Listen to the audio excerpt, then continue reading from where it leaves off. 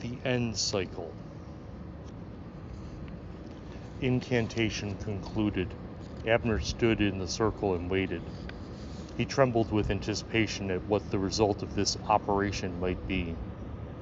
In his left hand he held the parchment that contained the arcane formula that he had spent hours translating from the dread Liber Vetitus Timoris Repentis.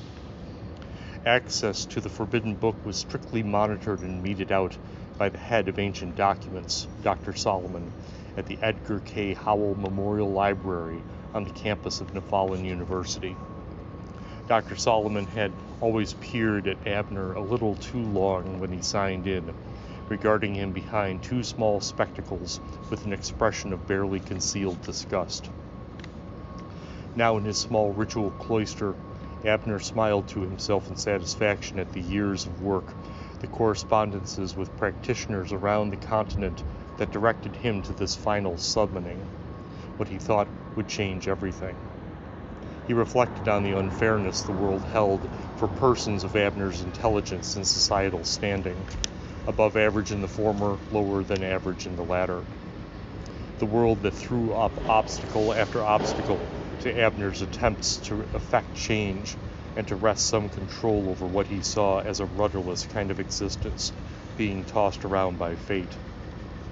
It was through studying the volume that he saw where control could be taken back in the form of congress with the demon Yitzhak, who served the eldritch deity Deflo, father of cosmic chaos, as one of its 1,000 servants. With Yitzhak under Abner's control, he could finally bring the world to heel to his will.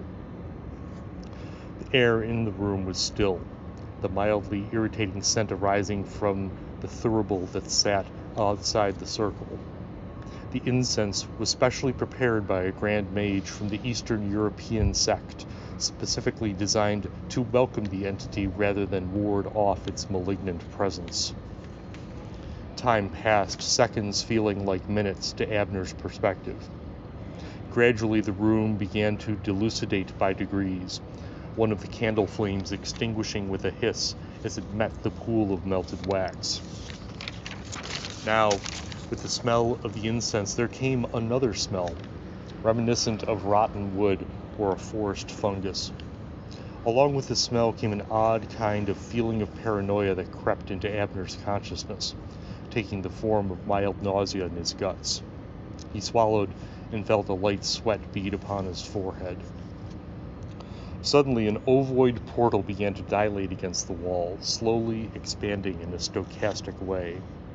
The portal was a black hole that acted as a vacuum to the dimming light of the space. Abner strained to look into the void to identify what, if anything, was there. But his vision could not suffice, the aperture not yielding any revelations. His other senses, though, were aware of a change. A sound like scratching static or the nighttime sawing songs of insects started to creep into Abner's awareness. Meanwhile, the smell had modulated into a spoiled cream. In addition to these, Abner had the distinct impression of electricity blooming in his fingertips, then throughout his hands and up his arms. The sensation went from mild to nearly painful, and Abner struggled to maintain his focus on the cycle. The portal dilated further, and now the room was only illuminated by a few candles that were sitting, guttering in the far corners of the room.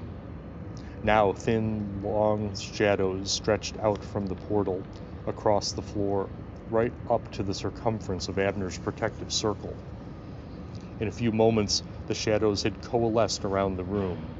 Abner's circle, a spotlight on a stage that was about to play out a dreadful drama.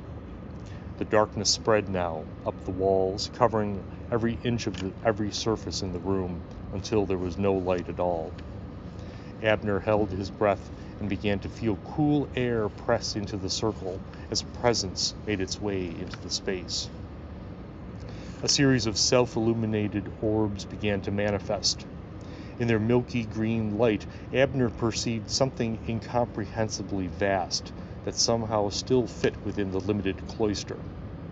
The orbs never stopped moving, appearing to scrutinize the summoner. The vast shape could hardly be called that, and certainly had no features that bore any resemblance to any terrestrial beast.